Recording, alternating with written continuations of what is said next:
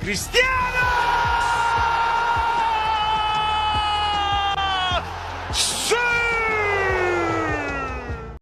Disappointing result. Chelsea 1, Sunderland 2. Newly promoted team, man. It was frustrating for all fans in there watching. How do you feel about this, man? But disappointment is an understatement. Like it's just, I mean, it feels like we take one step back and then 10 steps. I mean, one step forward, 10 steps back. It's a constant thing. We just came out of a 5-1 victory midweek. I thought, okay, cool. The guys got the momentum now. We're going to keep pushing. Sunderland, a relatively easy team to beat. And then, yeah, we struggled. I mean, they really, there were patches where they were good, but still felt like, I mean, Chelsea on their best, they could have easily beaten them. We just shot ourselves in the foot there, man. Like, we just didn't capitalize on our chances. And, yeah, I think there was one sub that just cost us the game. Oh my goodness. Yeah. Oh my goodness. Talk to me about that sub. Tosin coming on and Achimpong going off. Tosin seems to struggle against burly defenders. It's been proven. Yeah, we saw it last season against Ipswich where they beat us 2-0. The lap had him for breakfast, lunch, and supper, and then for dessert afterwards, and then took him for scuffing and literally had him the next morning again, like he was nowhere. Holland as well. And I know a lot of defenders struggle against Holland, but just showed it up. We held up the ball. I think it was in midfield, and then he just laid it off to another player. That Tosin sub was, that day I felt that was unfortunate because Achimpong was holding it nicely together there in defense with Chalobah. There was rhythm, the guys, there was chemistry. You could see the guys. Yeah, you never change your defense. And I'm not sure, I don't understand what caused that sub because Achimpong has been, he was injured 2-3 games ago, but it seems like his match fitness is there again. And I mean, like the boy is still young and he's growing in confidence. So why do you want to tamper with a winning formula? That's the thing, yeah. Was this a good lineup to definitely take a win from Sunderland? Yeah, no, definitely. It was a good lineup. I just felt like, someone like a Gittins who had a good game midweek. Show confidence. Like, start the guy, give him more minutes. He came on, he barely got any ball. The like of your Estevals as well. Yes. Yeah, it was, guys like that should be on from the get-go. Ganacho, I'm just glad got his first goal, so that pressure is off him, and obviously the classic celebration. Yeah, so I love that, and I mean, happy for the Oak, and look forward to more goals and brilliant play from him. Should Garnacho have gone off? Ganacho, nah, not really. I think he could have finished the game. He was. I mean, he had a goal, so confidence was. Yeah, he had confidence. He definitely wanted more. You could see the way he was taking on players. He's starting to look like his old self, like the Garnacho that I know. So, the one that gives left backs, right backs, defenders, everyone a headache. Very sulky, very quick, very involved in play. So I enjoyed watching him play today. This is a game that was recorded as the most passes in a Premier League game, and the most crosses from Chelsea in a Premier League game, 28, with no finishing. What needs to change up front, man? Yeah, no, it's that's weirdly enough the accuracy of our crosses as well. Like the guys need to really throw it in the middle, not just cross for the sake of crossing, Yes. and then basically passing to the goalkeeper. Just between the penalty spot and the keeper, that sweet spot there, and that's you need Cole Palmer for that, and we're missing him dearly. And for someone to finish those crosses, Mark, you good to bully defenders and hold the ball up, but I still think he needs to work. He's a bit inexperienced, so he needs to work a bit on his finishing.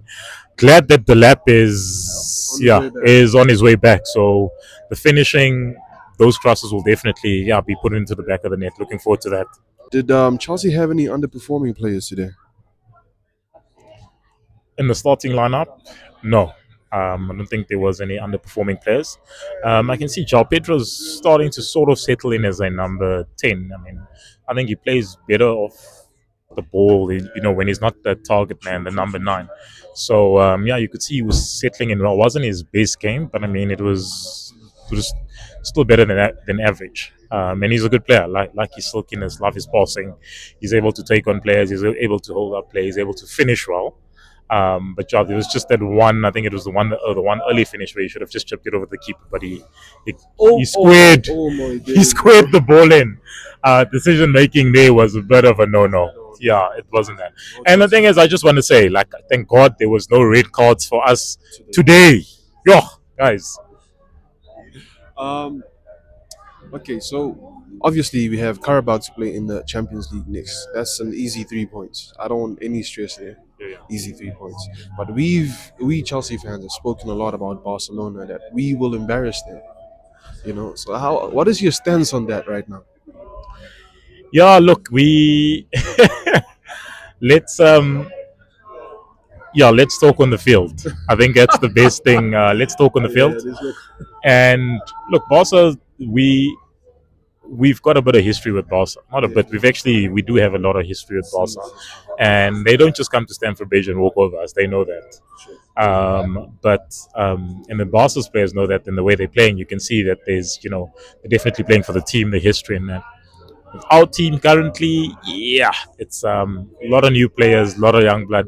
Culture's a bit different. It's no longer the Abramovich era. Yeah. So, and there's not a lot of the, you can call him senior guys. I mean, our oldest players, I think, is Tosin. That's probably about like 27, 28. So, yeah, that just says a lot. But, yeah, let's, Chelsea does, when it matters most, Chelsea does show up.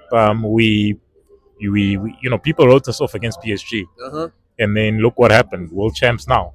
So let's see what happens when we play Barca. But I'm confident. I'm definitely confident for the game. So I finally got my question. Yeah. Yeah. I know we lost the game. Yeah.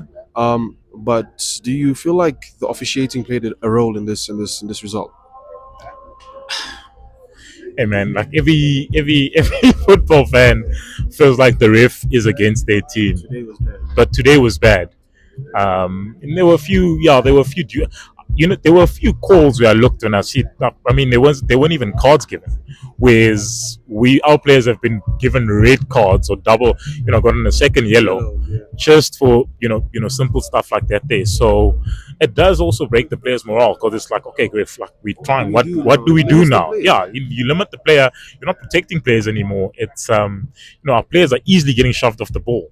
Yeah. And every time Caicedo makes a tackle, it's like the refs are out to get him. Like it's yellow for days. So yeah, none of the officiating definitely. But yeah, let's not make excuses. It's on to the next one. Man of the match. From Chelsea.